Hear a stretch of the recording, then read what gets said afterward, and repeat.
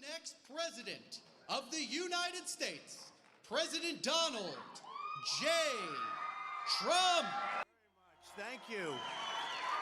Waterloo, thank you very much. It's great to be here, and a lot of people outside, We want to stay right here, and I want to thank you very much. This is an honor. We cover all corners of your great state, you know that. And they said, Waterloo, what about Waterloo? I said, we got to get to Waterloo. So here we are. And I'm thrilled to be back in your incredible state with thousands of proud, hardworking American patriots. Let me begin by wishing you all a very Merry Christmas. Do you remember? Do you remember about 7 years ago I came, I said, they're going to be saying Merry Christmas again because department stores, of course, they have other problems now. They're being robbed. The department stores right now, they have very big problems. 400 or 500 people run into them, grab everything, run out, nothing happens because our law enforcement's not allowed to do their job. They're great, they're not allowed to do their job. So they have other problems too, but they say Merry Christmas now at least. And it's very important. That was a big deal, and now nobody even thinks about it. We say Merry Christmas. I'm honored by that. We're just 27 days away from Iowa's first in the nation. Thank you very much, President Trump, because you're first in the nation because I said you were first in the nation. It's very simple. And the caucuses are a big deal. On Monday, January 15th, we're going to win the Iowa caucuses, and then we're going to crush crooked Joe Biden next November. And we're going to, very simply, make America great again. Thank you. Thank you, Pastor. I want to thank a very special person. She stepped up very early and very strong, and she's highly respected. I think she's probably your most, we have to call everyone a politician, I guess, if you run for office. I think she's probably your most popular politician right now in Iowa. Brenna Bird, your Attorney General. Thank you, Brenna. Thank you, darling. She's been incredible. A man who endorsed me before I was even running. I said, who's this guy from Iowa that keeps talking about Trump? And he's I call him the Marlboro Man. He's a handsome guy. State Senator Brad Zahn.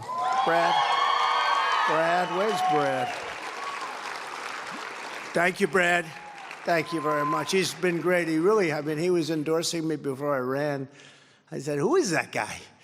But he was probably the first one in the whole country. State Representatives Bobby Kaufman, who's fantastic, by the way, and his father's fantastic too. Derek Wolf, Craig Johnson, and of course, Iowa GOP Chairman Jeff Kaufman. There's a slight relationship there. Thank you very much. Thank you, everybody, and a great job. And it's fantastic to be with you. We'll be back a few more times, believe it or not. We have that big day coming up. We'll be back. We got to be sure that we put this thing away. The poll numbers are scary because we're leading by so much. The key is you have to get out and vote because, I tell it all the time, if you don't get out and vote, we can put this to bed after Iowa, if you want to know the truth. We can put it to bed for them, too. They can go home and forget it.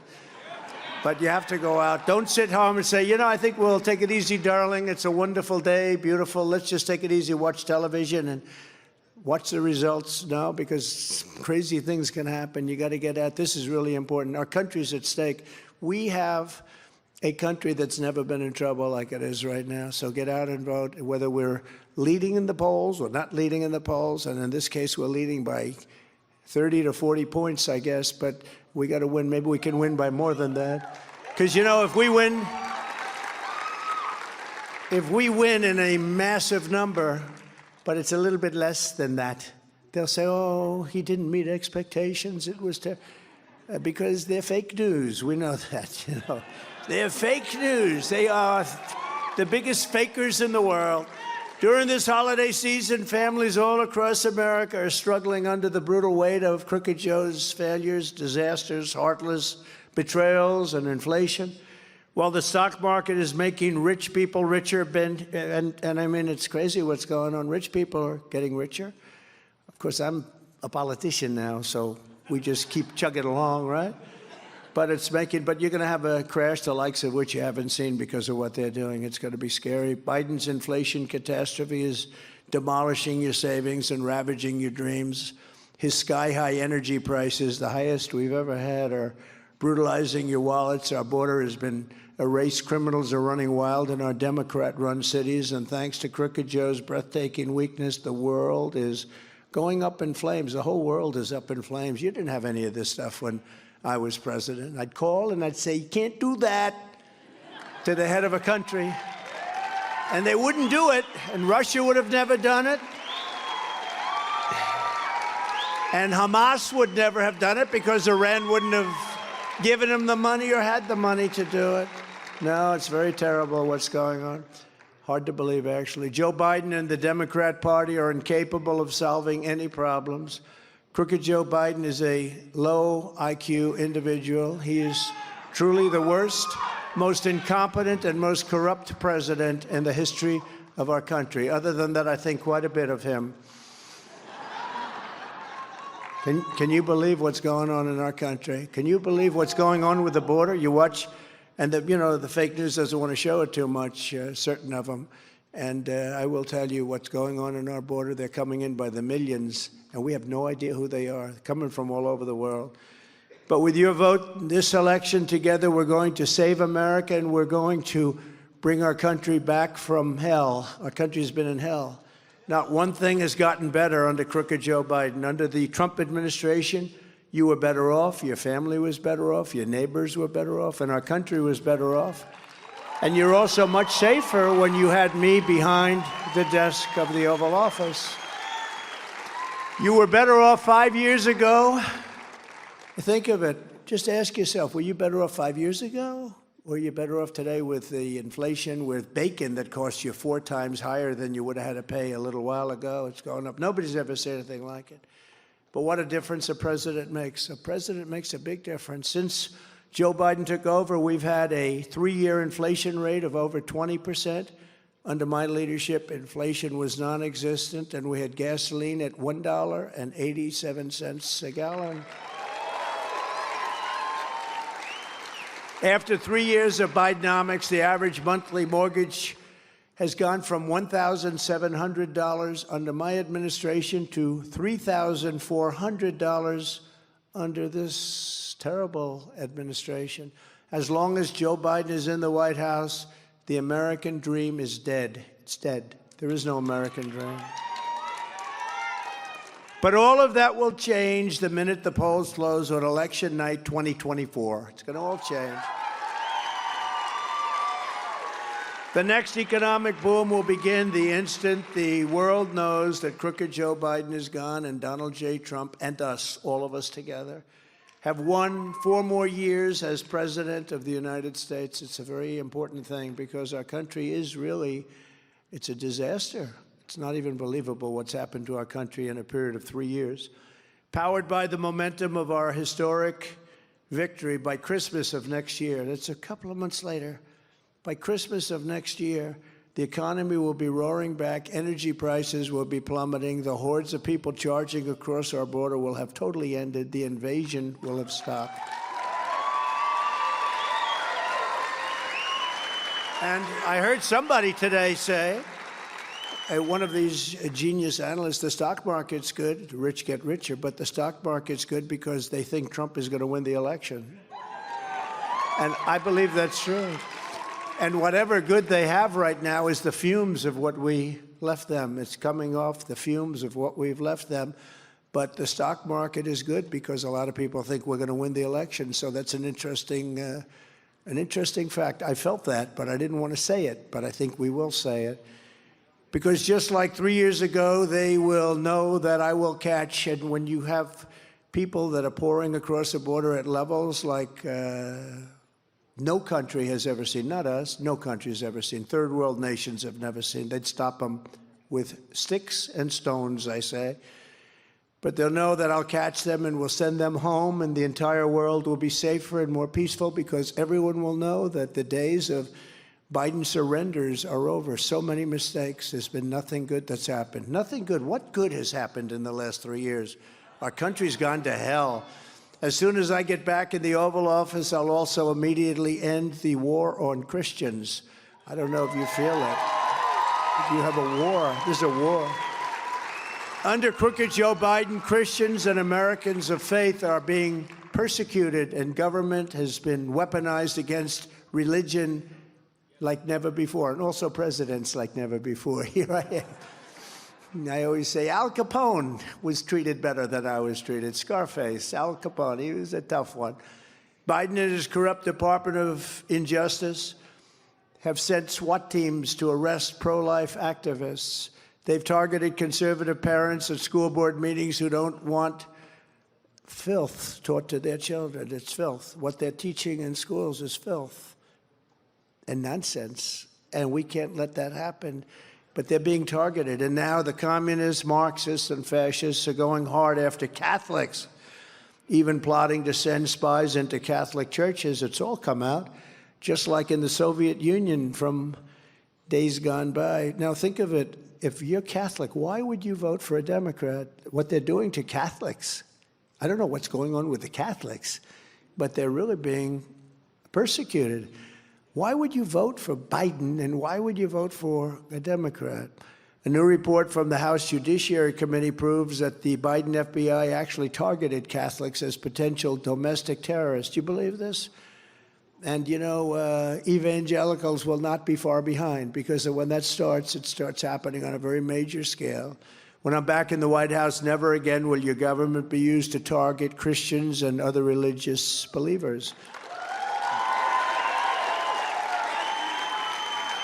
Upon taking office, I will create a new federal task force on fighting anti-Christian bias to be led by a fully reformed Department of Justice that's fair and equitable.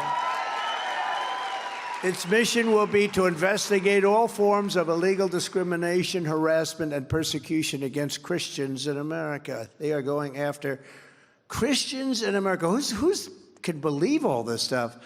It's not believable, is it? But it is fact. It's just like so many of the other things when I stand up and I say that we will stop, and I've said it, we will stop men from participating in women's sports. I mean, the whole thing that you have, no, but things that you say that you can't believe you're up here and saying it.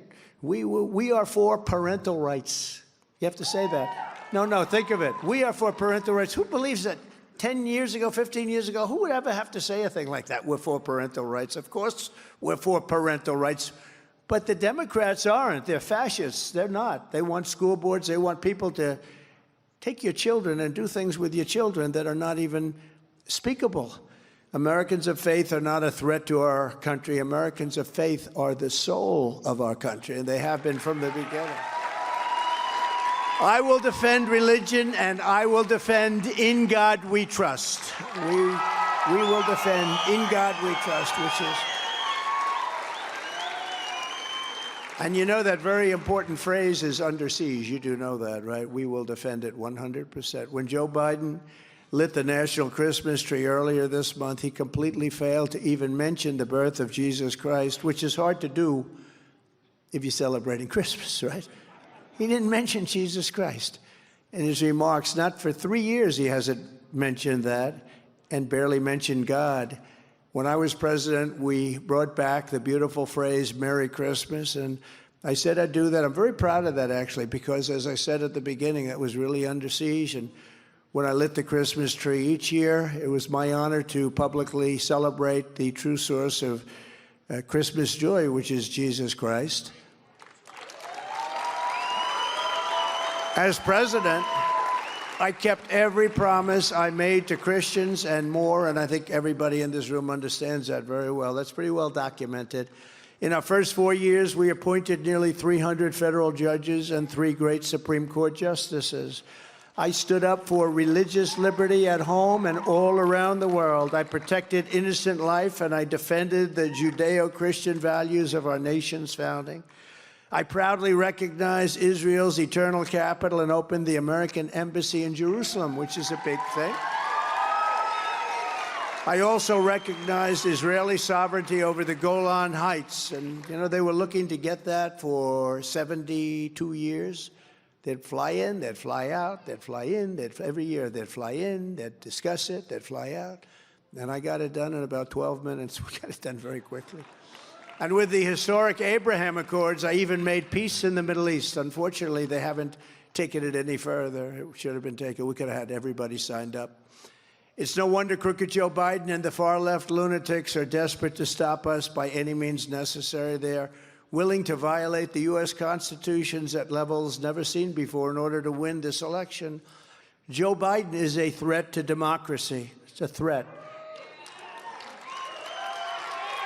They're weaponizing law enforcement for high-level election interference because we're beating them so badly in the polls. The new CBS poll, remember, I always used to talk about polls, but only if they were good. I don't mention them if they were bad. I had a tendency, if they were bad, I didn't talk about them, right? I don't know. That's probably sort of like a little bit like the fake news would do, so I feel very embarrassed by it. But the new CBS poll just out has us at 58% in the state with the sanctimonious 40 points behind us, 40 points. The new Morning Consult poll, that's in your state. The Consult poll has us at 66% nationwide, with DeSantis at 11% and Haley at 11%. And then they said Haley is surging because she went from 9 to 11. I went up 7 points. She went up 2 points. And it's harder to go up 7 when you're almost at the top. There's not that many points left. So I went up 7, she went up 2, and the headline was, Haley is surging because she caught the sanctimonious. The Fox poll has us trouncing the primary field at 69%, with DeSantis at 13% and Haley at 9%. And, you know, it's sort of interesting. He did an interview the other day, and the announcer, this was sort of a straight interview at a major network. Ladies and gentlemen, it's a great honor to have Governor Ron DeSantis with us. No, it's DeSantis. So that's good branding. Do you agree? That's good. Nah, but he is sanctimonious. In the new Rasmussen poll of the general election, we're dominating by 10, 11, 12, even 14 points. And the Washington Post had it up 11, and then they said, oh, this must be an outlier. They spend $1.5 million on a poll, the Washington Post, and they panic. They say, this must be an outlier. This is the first time anyone ever had a poll, and they said, we think our poll must be wrong. But we have even better numbers than that. No, they're going crazy. But none of this matters if you don't show up to support us on January 15th and again on November 5th. So it's, again, the same thing. You got to show up. Even if you think we're going to win by a lot, you got to show up, because winning by a lot is very meaningful, even as countries watch from afar, because we would never have any of these problems if I were president. But when they see the kind of support that we have incredible support. We have more support than we did in 2020 or 2016, and we did great. We won 2016, and then we did even better by a lot, by millions and millions of votes in 2020. It was a rigged election. The radical left Democrats rigged the presidential election of 2020, and we're not going to allow them to rig the presidential election of 2024. We're not going to allow it. Every time the radical left Democrats, Marxists, communists, and fascists indict me, I consider it actually a great badge of honor. Thank you very much. I appreciate it. Thank you very much. Because I'm being indicted for you. Never forget, our enemies want to take away my freedom because I will never let them take away your freedom. It's very simple. I'm not going to let them do it. They want to silence me because I will never let them silence you. And in the end, they're not after me, they're after you. I just happen to be standing in their way, and I always will stand in their way.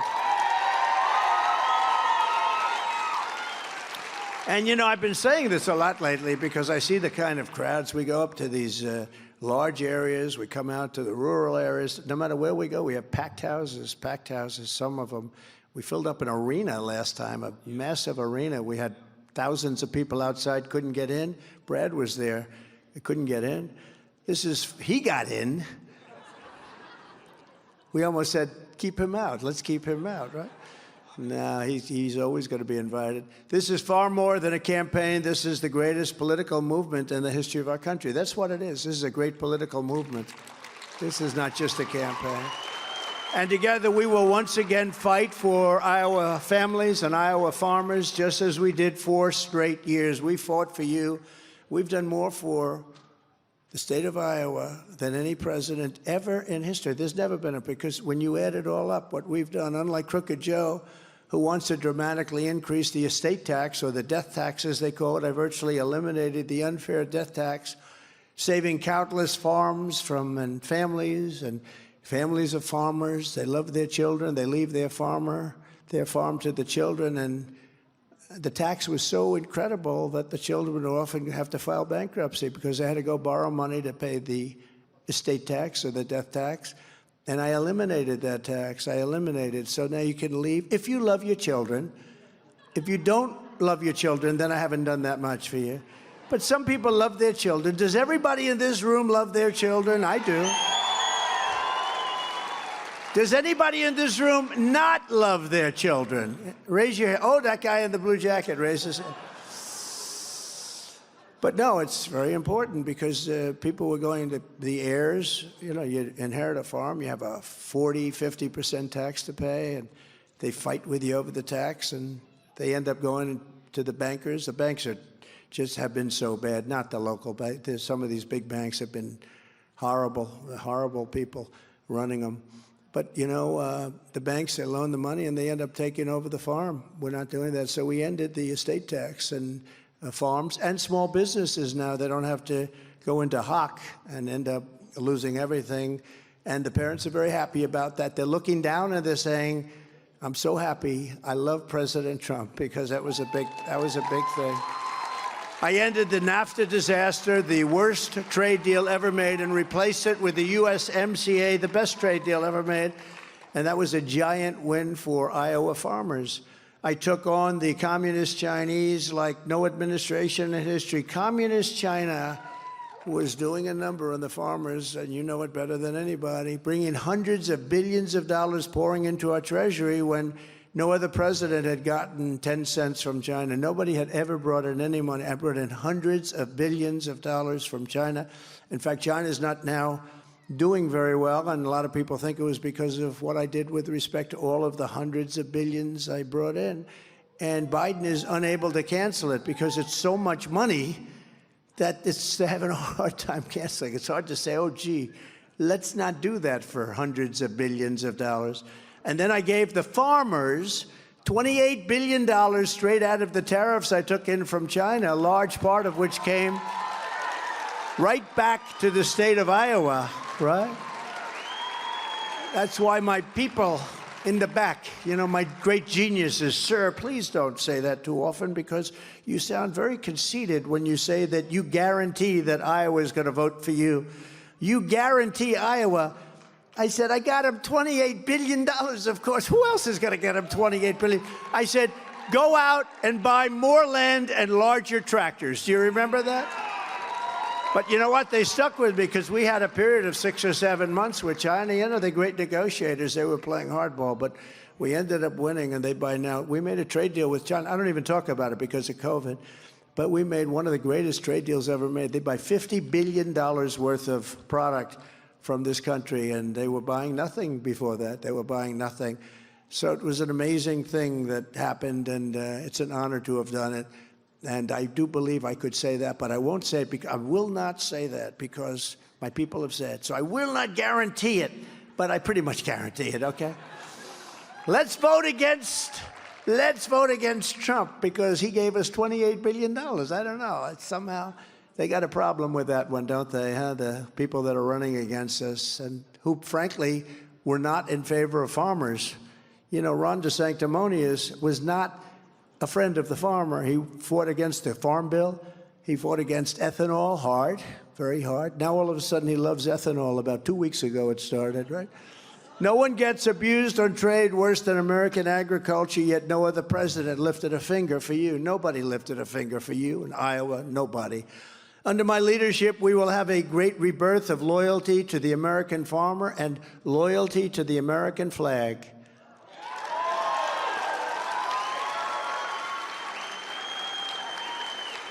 And I'm going to pass something that's so important. We were just about set to do that. We had the greatest economy in history.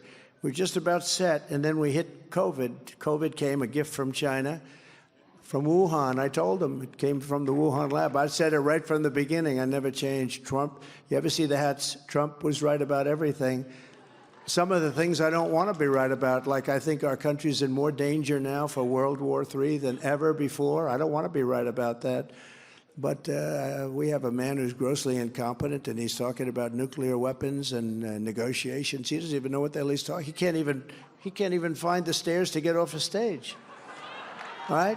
There they are. There they are. They're all over the place. Jump off the front, but don't walk into the back wall. You ever see that? He finishes a speech, if you call it that. He did a news conference the other day, and he goes, okay, let's see. You know, I did news conferences in the White House. You. He did it. Jim Jones of NBC? Oh, is he here? Oh. The guy says, Mr. President, what about this? What about that? What about that? I would like to tell you the following. He's reading the answer, meaning he knows the questions, and they write down the answer. He reads the answer. If I ever did that, they would impeach me a third time, right? They would impeach me a third. We beat them twice. You know, the impeachment, then they found out I was right. They're all saying we really shouldn't have impeached him. But actually, the Republicans, and Jim Jordan's great, and Jamie is doing a great job, but the Republicans are being much nicer because they're saying, let's do an inquiry first. They didn't do an inquiry with me. I walk in, they impeached me. So these are bad people, bad people. I will pass the Trump Reciprocal Trade Act. So that means if China or any other country make us pay a 100% or 200% tariff, which they do, we will make them pay a reciprocal tariff, identical tariff of 100 or 200% right back. We'll take in billions and billions. Now, what will happen is they'll end the tax. You know, they'll end the tax. But we're all set to get that. We would have had that quickly. I will revoke China's most favored nation trade status, and we will impose stiff penalties on China and other trade abusers because they abuse us. But many people abuse us on trade and even the military. At the same time, I will end Joe Biden's war on American energy, and we will, ready? Drill, baby, drill. We will drill.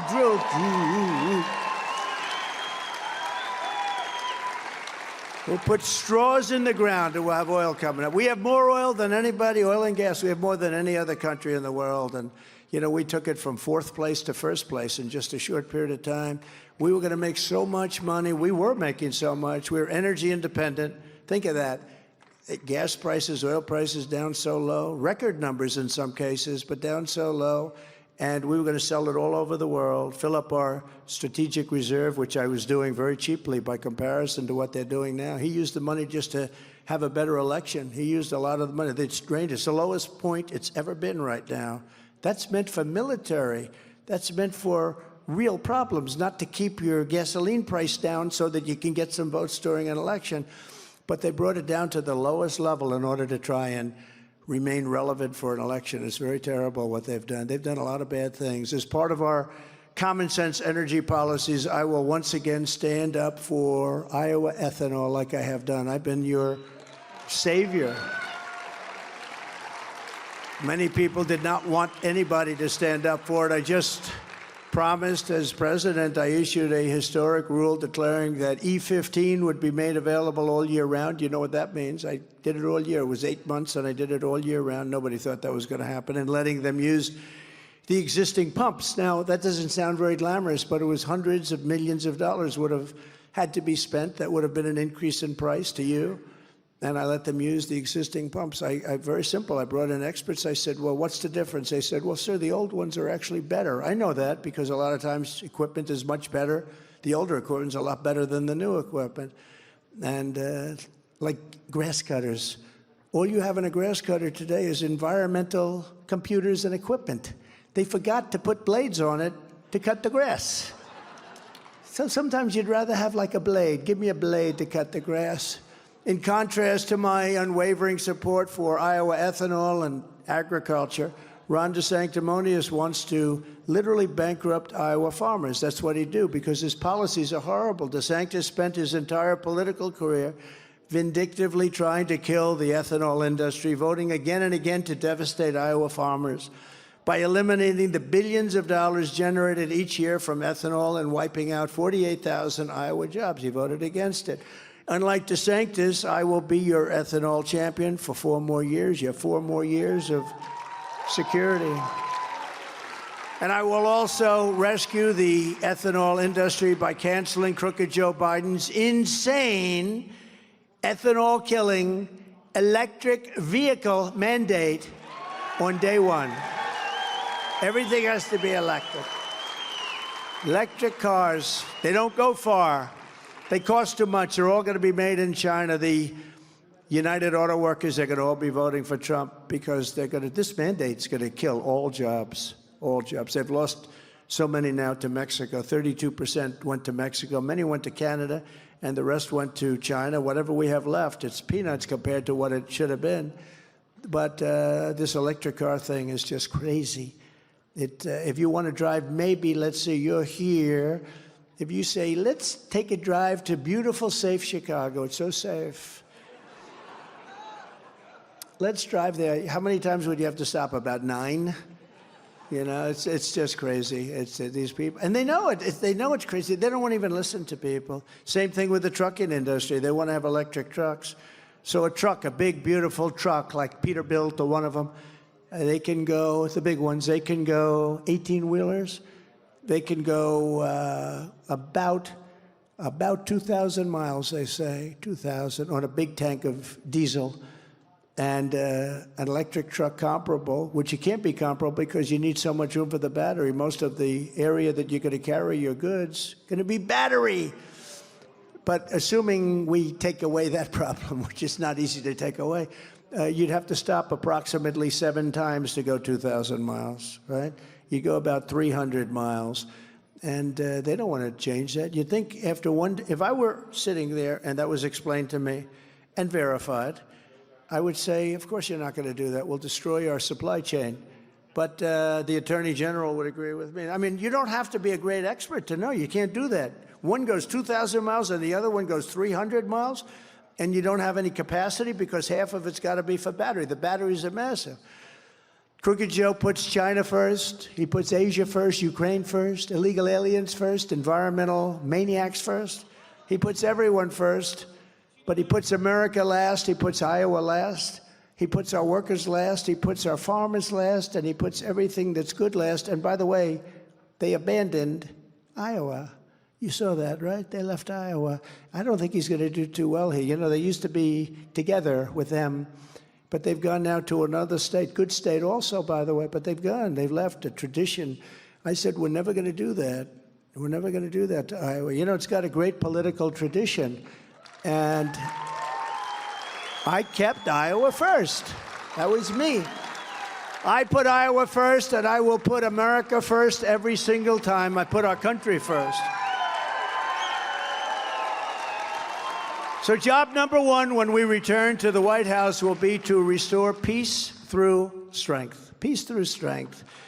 For 4 straight years, I kept America safe. I kept Israel safe. I kept Ukraine safe. There was no talk of this.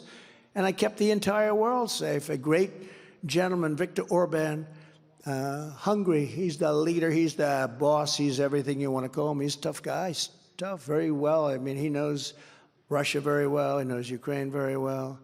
They were saying, what do you think is going on with the world? He said, what's going on with the world is Trump isn't there anymore. We didn't have any of these problems. He said, what would you suggest? Bring Trump back as president of the United States, and you won't have any of these problems.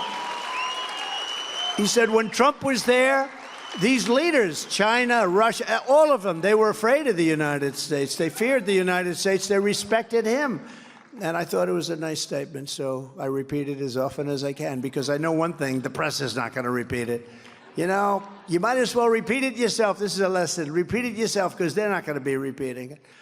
I'm the only candidate, I think you know this, who can make a very important promise. So I think the world's in more danger than it's ever been because of the power of weaponry, and I will be the only one that can say this with great surety: I will prevent World War III. World War III.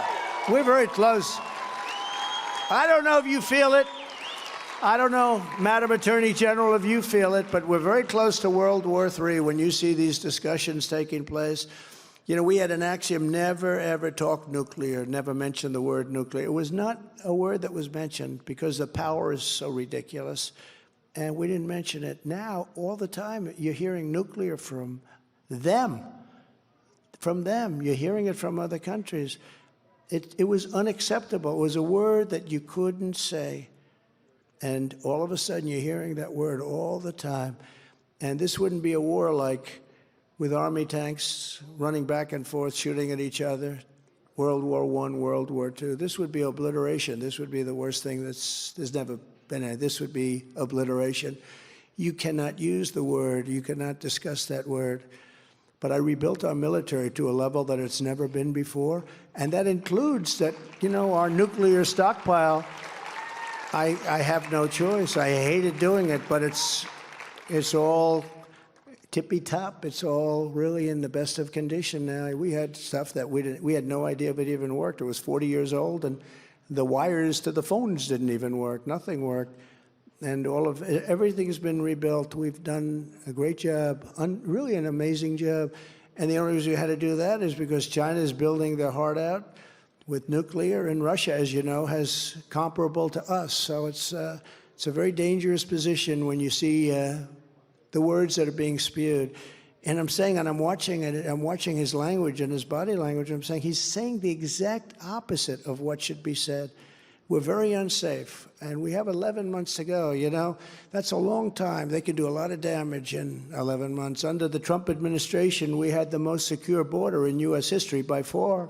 We built 561 miles of border wall and got Mexico to give us 28,000 soldiers free of charge. That was much more than, as I said, we'll get Mexico to pay for a big portion of it. This is much more.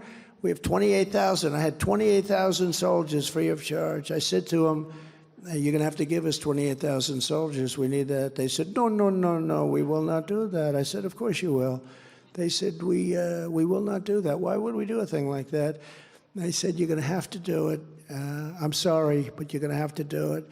And they said no. And then I said, here's what's going to happen. On Monday morning at 7 o'clock, we're going to impose a 25% tariff or tax on all of your goods, including the cars that you stole away from us in terms of manufacturing of cars. You know, they have 32% of our car production was taken away years ago by Mexico. 32%. But every car is going to have a 25% tax on it, and we're going to take in so much money. And then they turned around and they said, we would like to make a phone call to Mexico, please, sir. They came in the room 5 minutes later, and they said it would be our great honor to supply you with 28,000 soldiers. And we had 28,000 soldiers, and we had very few people. We had the best record. This is as we're building the wall. Then I was going to add another 200 miles to the wall that we had just completed, because all of a sudden you needed more, because it's like, you know, that's the way it works, right? They come, have to walk a little bit further out. We're going to add another 200. And then what happened is we had a rigged election, and Biden came in and he said, we don't want any walls. We want to have open borders. And nobody could believe it.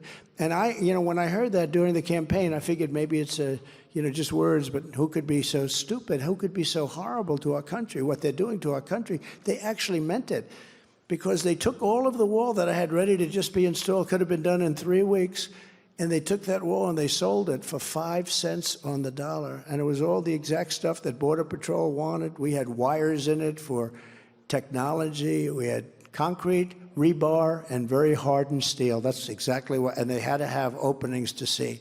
I was going to put up concrete plank, and it would have looked fine.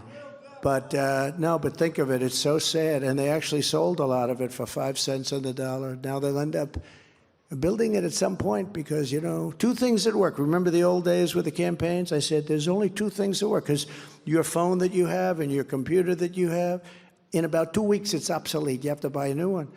The 2 things that work are wheels and walls, right? Wheels will always be there, and walls will always be there. They're the only 2 things that will never get obsolete. Now we have a border catastrophe like in Nobody's ever seen really anything like it. I mean, if you look today frankly, look over the last 3 years. But you look now, it's so bad. It's like nothing in the history of the world. Yesterday, we had a single highest day record of illegal border crossings ever recorded, 12,600, one day.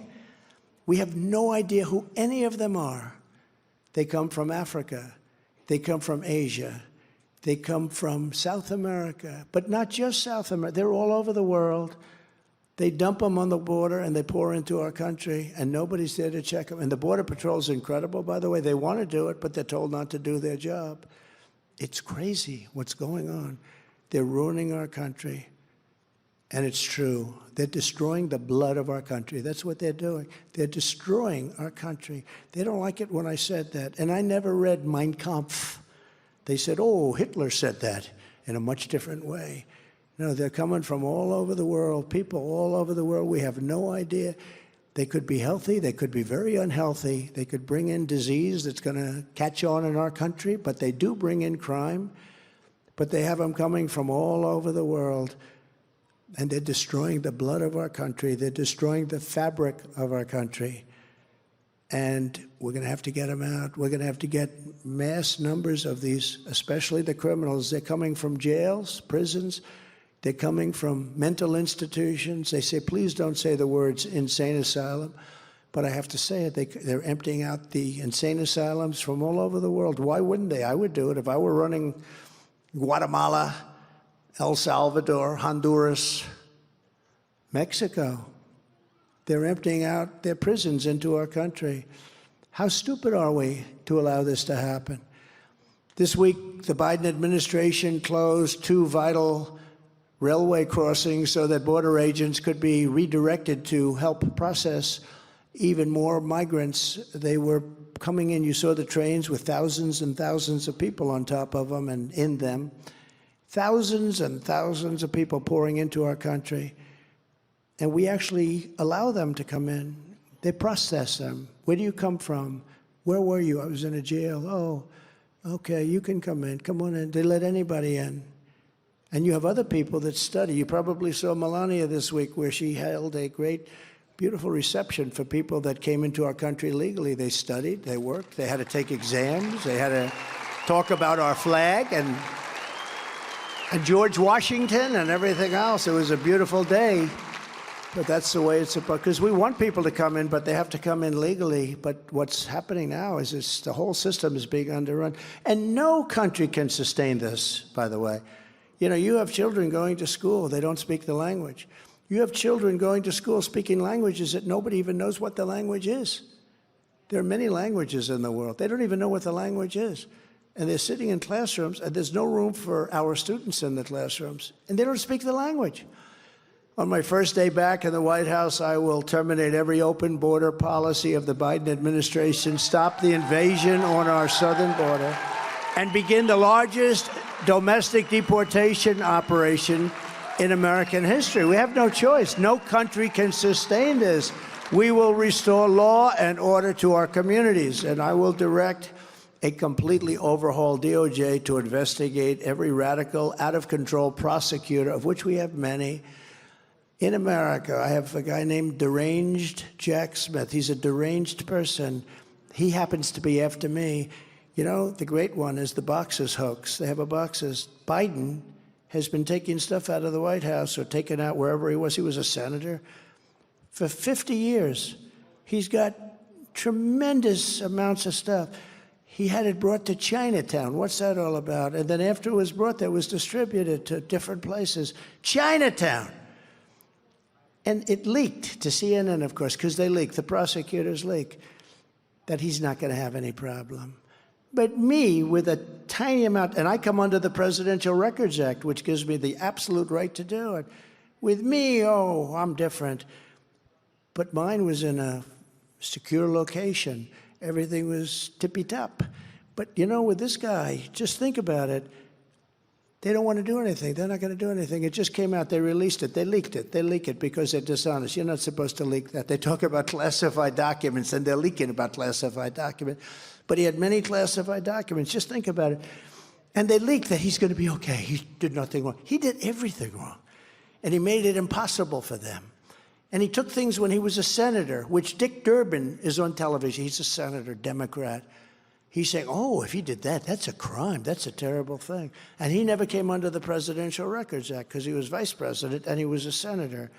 But for him, it's okay. For me, and I have total protection. I'm allowed to do it. You know, the New York Times wrote an article, and I'm sure the writer got fired, but basically it said, please, please, please, Mr. President, and that was the title, something like that. Please, please, please, Mr. President, like James Brown. Did you ever hear please, please, please? Please, please, please, Mr. President, may we have, they said the only right they have is to say, please, Mr. President, may we have them, because I'm entitled to them. And this was in the New York Times, big article, and yet they leak that Biden has no problem, but they continue because I have a deranged prosecutor. He's a deranged person. And the good news is people get it. That's why my poll numbers are so high, I believe. Because, you know, I would really have, I think we'd be winning by a lot. But now we're winning by numbers that nobody can believe. I think it's why our poll numbers, because they see this persecution that goes on in this two tiers of justice or injustice, and they don't like it. They don't want that. This is not what America is all about. So I appreciate everything, and I appreciate all the support we get, because that makes a big difference. When you have poll numbers where, you know, where we're like literally 80 and 90 points higher in some cases, and some of these guys. We have guys running like from Arkansas. He's been at 0 for 7 months. Ada Hutchinson, I call him Ada. It's Asa. The only reason I corrected is I'll say, he didn't know his name. He didn't know his name. He must be cognitive, you know? Don't forget, I do most of this stuff without teleprompters. They do. Biden. No, if I say Ada Hutchinson, oh, they'll do it anyway. I just gave them an idea. Look, they're starting right there. They'll say, he didn't know his name. No, it's Asa, but I call him Ada. But this guy has been, he's the governor of Arkansas. He's got the personality of that floor tile. See the tile? There's a broken tile right there. That's about as much personality. And he's a nasty guy. He's got 0 for, how many months has he been running? Like a year? For a year he's been running. He's at 0. Chris Christie, who's got a serious case of Trump derangement syndrome. He's sick. Between him and Liz Cheney, does she have Trump derangement syndrome or what?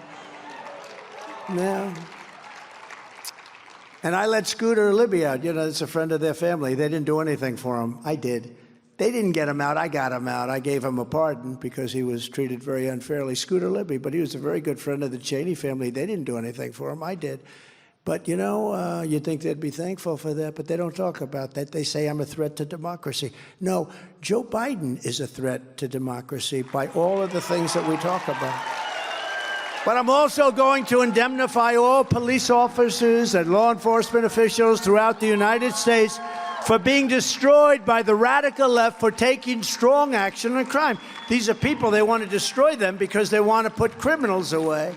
They're forced to do nothing. They cannot do anything when they want to. They do want to. They're the greatest people. The police, and I just met a lot of them in the backstage, they're all like incredible people. But, you know, they're under threat of losing their pension, their house, and their family, and losing everything if you touch these people.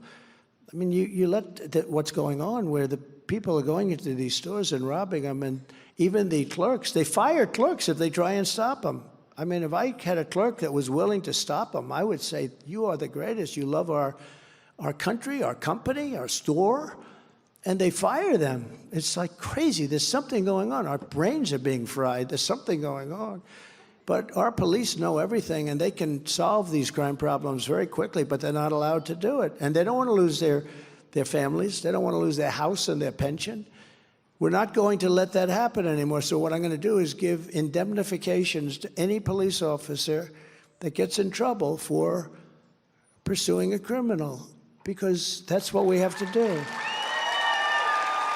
In addition, we will take over our horribly run Washington, D.C., and clean up, renovate, and rebuild our Capitol so that it no longer is a nightmare of murder and crime.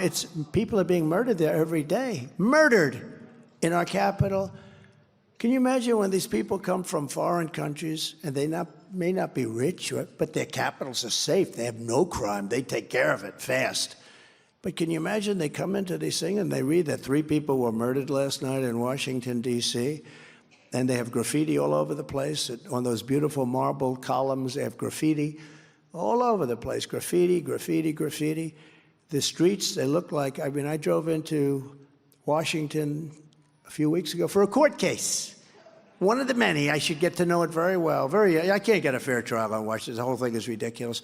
But for a court case, I'm driving over a road where it's almost all paper, garbage. And, you can see paper. I know paper. I know cans. When cans start to literally rot, when paper is rotting, it's been there for a long time. Nobody cleans up anything. The medians, the dividers, they're all broken and falling down. It looks like an absolute slum. And when foreign leaders come into Washington and they see that, I don't care how good you are as a president, they go back and they say, that country's got a lot of problems. We're going to clean it up. We're going to make it the most beautiful capital anywhere in the world. Our parks will be cleaned. All tents and graffiti will be removed. You have to see some of these beautiful parks that you remember 5 years ago. You'd go there. They were so beautiful and safe. But you take a look at some of these parks, you can't even see the grass. There are people all over the place living there with tents. Slum areas will be demolished and rebuilt to the highest level of architectural elegance. We're going to have to do that. I know it sounds rough, but we're going to have to do that. Washington, D.C. will become a symbol of beauty, security, freedom, and strength again. We have to have that. We can't let this happen. They've taken over the Capitol. In addition to our capital, we're going to rebuild our cities into beacons of hope and safety and beauty better than they've ever been before. You're not thinking too much about that in Iowa, but, you want to see your country be great. It will be the greatest investment ever made in them, and we're going to work closely with Democrat leaders. They're all run by Democrats, and they're all doing horribly. And all of these failing places, we're going to make sure that this rebuilding will be a lasting and very compassionate one. We're going to rebuild our cities, and we're going to strengthen up crime at a level like nobody can believe. You're going to be able to be safe again. Safety will be restored so that children can go outside with their mothers and fathers and play in the park without being beat up, molested, or shot. Students can walk to school in peace. They used to walk to school. Today, you need an armored vehicle to take them to school. Crime rates will plummet, and people will they're going to be really longing to move back into the city. When I was young, my dream was to move into Manhattan. I wanted to build buildings in Manhattan. Oh, that was my dream. And today, people are leaving. They're leaving. They're afraid to stay in the cities. Unlike DeSantis, we'll always protect Social Security and Medicare. He was against Social Security. He was willing to take Social Security and do numbers on it and slice and dice, but he also wanted to move the minimum age up to 70. That's a big move for people because listen, we have so much liquid gold under our feet. We don't have to do that stuff. We don't have to do that. Why should seniors be hurt with Medicare and Social Security? We're also going to fight to give you much better health care because Obamacare, as you know, is a catastrophe for American families. And as I say, even Elizabeth Warren, who often is referred to as Pocahontas because of her great Indian heritage, but she even agrees that it needs to be fixed. It has to be fixed. It's too expensive for the people. And we're going to get it done. We almost had it done, but then John McCain voted it down. After campaigning for 10 years to kill it, John McCain voted it down. Too bad. That was too bad. Remember, thumbs down. That was not good. We're going to make it much less expensive for the people with much, much better health care. You're going to get that, and we deserve it. On day one, I will sign a new executive order to cut federal funding for any school pushing critical race theory, transgender insanity, and inappropriate racial, sexual, or political content on our children.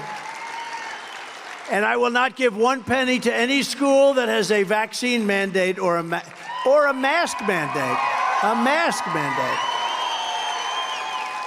And as I said before, something that's very popular, I can't believe I have to say it, but I might as well. I will keep men out of women's sports. Is that okay?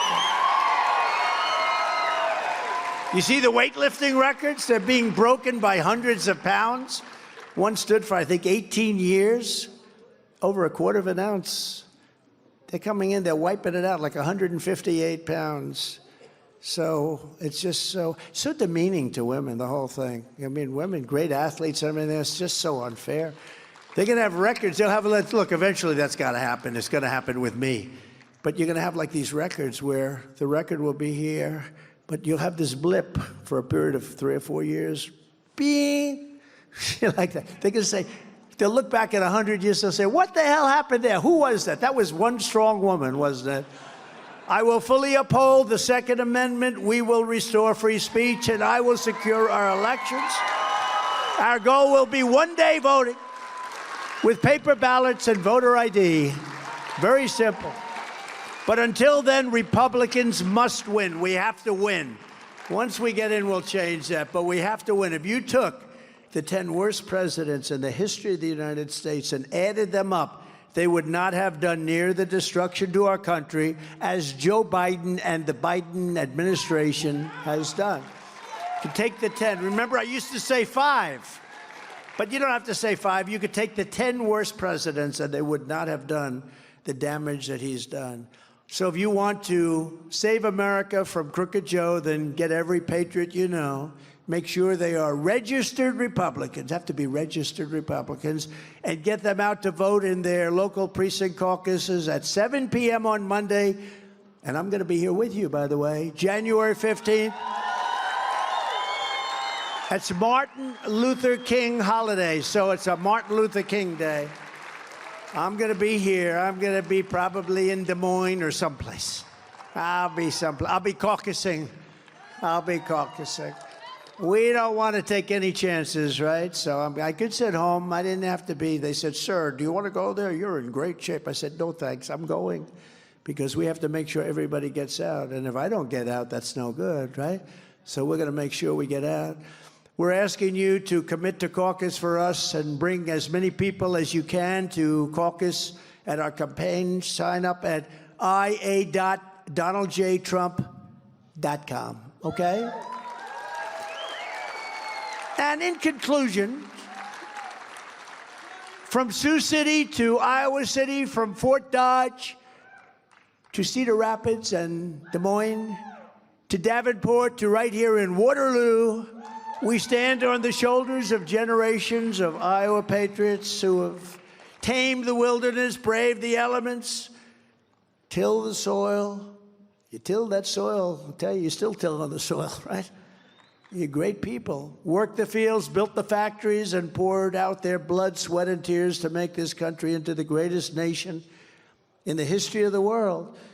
But now we are a nation in decline. We are a failing nation. We are a nation that has lost its confidence, its willpower, and its strength. We're a nation that has lost its way. But we are not going to allow this horror to continue. We're not going to allow it to continue. We can't let it continue. The biggest election we've ever had is coming up, 2024. You know, I used to say that with 2016. It's the biggest election. I meant it. But we had a big border problem. In fact, I fixed it so good that in 2020, we couldn't talk about the border. They'd say, sir, nobody cares about the border. I said, what do you mean? It's the biggest thing. You fixed it, sir. It was totally fixed. And then what happened is not even believable. This is the single biggest election in the history of our country. This is going to determine whether or not we even have a country left, because these people are destroying our country. 3 years ago, we were a great nation, and we will soon be a great nation again. It was hardworking patriots like you who built this country, and it is hardworking patriots like you who are going to save our country. We will fight for America like no one has ever fought before. 2024 is our final battle. With you at my side, we will demolish the deep state. We will expel the warmongers.